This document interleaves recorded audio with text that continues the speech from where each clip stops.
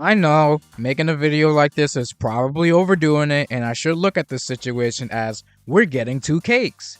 You're probably right, but I see this situation as yeah, we got two cakes, however, there's one cake that looks and tastes significantly better than the other. I'm gonna be honest, Sonic Racing Crossworlds is looking kinda grim, especially after seeing what Mario Kart World is offering to us. Now, before you come at me, I've had my doubts on Crossworlds since it was teased back at the Game Awards because I was very disappointed by Team Sonic Racing. However, when the full trailer got shown, it actually brought some excitement to me after seeing the Crossworld gimmick and seeing the return of the Extreme Gear with Sonic's extended roster. I was also lucky enough to be able to play the closed beta test. Very up and down with my thoughts on the game, but now after fully seeing Mario Kart World, and it's kind of hammering home that Crossworld is not going to be anything special. Or is it? Now, this isn't coming from a Mario Kart glazer, but rather someone who really loved the first two Sumo Digital Sonic Racing games and was disappointed by the removal of what made those games special. Since I got to play the beta for Crossworlds, I thought it'd be a good idea to compare it to Mario Kart World and what it's offering compared to that game, as well as the first two Sumo Digital Sonic Racing games. So, the beta. I actually had a pretty good experience with it. I was actually surprised by how smooth the online experience was for the most part. Crashes were rare, just a few lobby disconnects. Didn't slow down or drop frames at any point during my playtime, at least during the races. When selecting characters or trying to change car parts, the load screens would lag quite a bit. Overall though, the online experience was actually smooth and the races loaded up quick. I was impressed. I hope the online stays this good and stable when it releases. This game is also running on Unreal Engine 5 instead of the Hedgehog Engine 2. It does look pretty good in my opinion. The character models look nice, the tracks themselves are very beautiful to drive around. In terms of animations as well, there are a vast improvement over the first All-Stars Racing, Transformed, and Team Sonic Racing, which just had a hard time having the characters emote properly. Now the animations actually look pretty smooth. It's a decent looking game. The actual driving in this game controls pretty well. The physics are pretty similar to how they were in Team Sonic Racing. They're not extremely heavy and weighted like they are in Transformed or super floaty as they are in the first All-Stars Racing game. They're much more bumpy and they're on the middle ground in terms of weight. There's no issues turning and the car is still mostly doing outside drift. The tricks are like how they are in the previous two Sumo Digital Sonic Racers, but there is a very noticeable delay in each flip that you do. It's awkward, but there are a lot of areas where you do big jumps so you don't find yourself making many mistakes because you can't make mistakes. You can't mess up your tricks. Even if you're just doing a trick directly to the ground mid-animation, when you land on the ground, you'll still get the boost. So there's no repercussions for messing up, which I'm not a personal fan of because now there's no risk when choosing when you want to do tricks when you hop off the ramp. While I was happy to see that planes and boats were coming back in this game from Transform, they've made some changes to them that I am personally not a fan of. Both issues involve what they did to the drift. So in Transform, the drift controlled like they did if you were in a car, but they had different physics to match. It was simple and straight to the point. In Crossworlds, there's no traditional drift for the plane and boat. For the plane, you have to wiggle up and down in order to get a boost. It's super awkward to do and not the best explained. I was never able to get this throughout my playtime. The boat now charges up a jump when you hold down the drift button. You can still sort of drift, but you are forced to do the jump. It's not the worst, but I feel like it's kind of unnecessary to have the jump when just a regular boost would have been just fine. Maybe it could have been a separate button, I don't know. Not a fan of the changes to the boats and planes. The tracks we were able to play on were pretty alright. None of them were bad, but for me personally, there wasn't one that really stood out except for Wonder Museum. I think that one was probably my favorite to play. The crossword aspect where we were able to go through different levels in the second lap is a really cool idea. It switches things up and hey, if there's a crossworld you're particularly good at, you can select it if you're up in the front. Seeing Dinosaur Jungle from Secret Rings was pretty cool. That's probably my favorite of the crossworld tracks. Sucks that they won't be their own individual levels, but I do like how they spice things up. There is this mechanic that happens when you go into a Crossworld sometimes called Frenzy Mode, where it does two effects. Either leaves a bunch of boost rings around for you to use, or quickly max out your drift boost level to the max. Honestly, I find it kind of pointless. It doesn't really change much and it felt kind of tacked on. I think the game will be fine without this extra fluff of a mechanic. I really wouldn't be bothered if they just removed it. My biggest gripe with Crossworlds is the items. The balancing of these things are frustrating. I can't tell you how many times I've been so close to first place and then all of a sudden I'm getting hit with 4 different items at the same time and everyone passes me. It's like I'm playing Mario Kart Wii all over again, but worse. There are 20 different items in this game, compared to the 10 that were in the first All-Stars Racing, the 9 that were in Transform, and the 14 that was in Team Sonic Racing. It even has more than the average Mario Kart game. So the pool is much bigger, which sometimes leads to some items like the Laser Wisp, the Magnet, and Omochao kind of being redundant. Then some of the items are just straight up busted in this game. The buzzsaw cuts you in half and kills all your speed and makes you drop your items. King Boom Boo is supposed to be this game's equivalent of a blue shell, but he actually sends multiple fire pillars that can even blow up racers from behind first place because everyone is usually so close to each other. And these fire pillars are big to cover most of the tracks, which are very condensed if you want to try and stay on the road. The Warp Ring. One of the most evil items in this game. Just why? Just a random chance that someone can just squish you and just warp to your position and win. This is a scummy item, honestly. The weight that targets only first place and second place, but it forces them to drop their items and completely stops them. Why do we have another blue shell type item? But then there's also the slime, which essentially does the same thing, but it targets more players and they still lose their items. Why is the screen blocking item making me lose my items? Not even Mario Kart did that. Or even the first All-Stars Racing game. Like, why would they make the screen blinding item do that? At least with the first 2 Sumo Digital Racers, while the item pool was smaller, they were more focused in their roles. It didn't feel cluttered. In Crossworlds, there's too many items, some that are just repeats of each other, and even when you're doing poorly, you can still get the duds while the people ahead are getting items way stronger than yours. Not a fan of the item balancing here at all, but I may have a feeling on why it's like this. Big part of this game is customization. You can customize the car going for different types of cars such as speed, off-road, that sort of thing. You can also customize what parts you want them to have. You can also have your own set of colors and stickers. That's really cool, and it actually has way more options than I thought.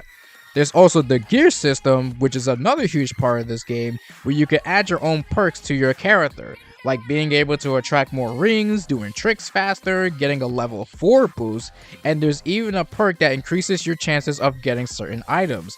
I do like the perks, and they do change up the racing quite a bit. It allows for players to find their own specific playstyle, and it really encourages experimentation. I think there are some gears that should just be in the base moveset, but it is genuinely the coolest aspect of Crossworlds. I had fun with what I played from Sonic Racing Crossworlds, but there are a number of things that I just didn't jive with that I hope that they tweak, remove, or add. Way more fun than Team Sonic Racing, that's for sure.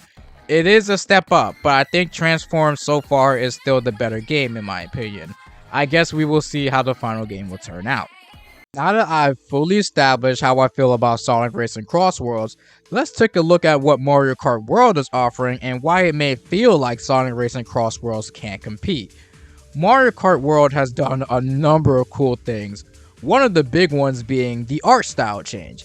This is one of the most beautiful Mario games I've ever seen. Comparing Mario Kart 8 Vanilla to what we have now with Mario Kart World, it is genuinely incredible. Everyone is more cartoony, bouncy, and the entire cast are the most expressive they've ever been. Meanwhile, with Sonic, there's been a community-wide criticism towards how Sonic's model and art style has just gotten worse over the years as they've reused the same character model since Shadow the Hedgehog and are just afraid to make any changes. It's hurting Sonic in the long run because Between Sonic Unleashed and Shadow Generations, the games that were coming out between those times just didn't look that great, and they haven't bothered to touch up on the same tired old renders. It makes Sonic feel more cheap, and they're not able to pull off anything expressive or aesthetically pleasing with these current models. Mario Kart World's gimmick is that it's now going for a more open world approach. The tracks are much larger in scale, and now for this game's Grand Prix, you'll be traveling to each track as one long drive to emphasize the world traveling aspect. There's also a dedicated free roam mode where you can just drive around, take in the scenery, and take pictures. Now, that doesn't sound appealing for the average person, but as someone who loves the stages in All-Stars Racing, a mode where I could just observe all the cool stuff around it is appealing to me. There's also things like the Knockout Tour, being a continuous race and trying to stay at the top or get eliminated.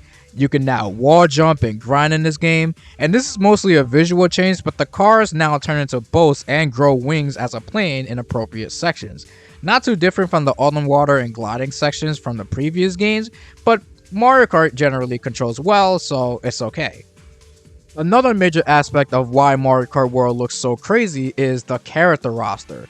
We already gonna have 24 racers, but also this is about to be the largest roster in Mario Kart history. Not only are we going to have the usual suspects that appear, but we're also getting a bunch of longtime Mario NPCs and enemies to be part of the roster, on top of the main Mario characters getting multiple costumes that will be selectable for them to wear, which is a huge selling point for me. Mario Kart World is looking to be another smash hit for Nintendo, and it will undoubtedly do very well.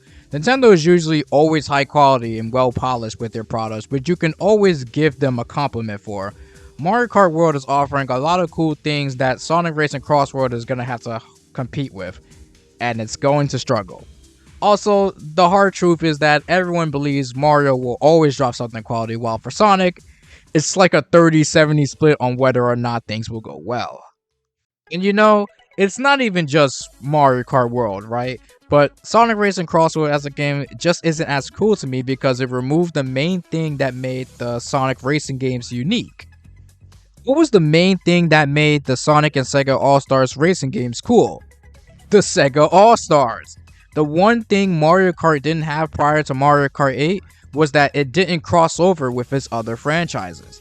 The All-Stars racing games were essentially Sega's own Super Smash Bros. It felt special seeing all these different Sega franchises together with Sonic for a racing game. Even more so because most of these IPs are more niche than the average Nintendo IP and haven't seen a game in years, even decades. Not only that, but these games put a lot of love into their tracks and animations for these characters. I've already spoken in length about the great work they've done for the Just Set Radio series in a separate video, but it doesn't stop there. It could be Super Monkey Ball, House of the Dead, Skies of Arcadia, Billy Hatcher, Knights, the list goes on. A lot of the cool references they're able to make for these IPs with their characters and the racetracks they drive on, if you were a fan of these franchises, you'd probably be annoyed that Sega has ignored these games for so long, but however, you can also tell that they put a lot of love into these things. That's what made these games special. So, for Team Sonic Racing, they removed the main thing that made their racing game special to make it just Sonic focused. Now, what do you have? Just another racing game that has Sonic characters in it. Now, that is not inherently a bad thing, but removing one of the core selling points of your previous racing games doesn't really make it appealing anymore in my opinion. It also didn't help that in Team Sonic Racing, 9 of the 21 tracks in the game were just ripped from the first All-Star Racing game with no alterations. It was kinda lame. The larger focus on the SEGA crossover is what made the kart races unique compared to Sonic Riders. Sonic Riders was like the best thing to have for a Sonic focused racing game with its own unique twist to the racing genre. But that series unfortunately was very hated back then, and Sonic Free Riders killed it off completely. And yeah, we know, Crossworlds is going to have Extreme Gear making their grand return, but let's be honest though, they're not going to carry the same mechanics as their previous games and probably will just be reskinned cars. I hope I'm wrong, I want to be wrong, but my expectations for Extreme Gear are very low. It's not that I'm not happy that Sonic's extended cast is being used again, I'm very happy about that, but I'm gonna be honest, characters like Zavok, Zaz just aren't going to be as cool as character additions like BD Joe, Ooh La La, Jackie and Akira, Vice, Knights, or B. The roster of Sonic Racing Crossworld is going to be too safe compared to Mario Kart World having tons of characters making their kart racing debut. It's just not as appealing. I know I've been mostly negative on Crossworlds, but there are some legitimate things that Crossworlds has over Mario Kart that will make it more appealing for some. First off, crossplay. According to the Steam page, Sonic Racing Crossworlds is going to support cross-platform multiplayer, which Mario Kart cannot offer being a Nintendo exclusive, which means this opens up the opportunity for more people to play the game with each other as they play on different platforms. That's good. Now, no one will be separated like they were in Team Sonic Racing. If the online is as stable and as consistent as it was in the beta, we could see a lot of people actually wanting to try out Sonic Racing Crossworlds. The other huge factor is pricing. If you want to play Mario Kart World, you'll have to drop around $500 for a new console and the game itself, which is $80, to be able to play it. Which, yeah, that's a lot of money.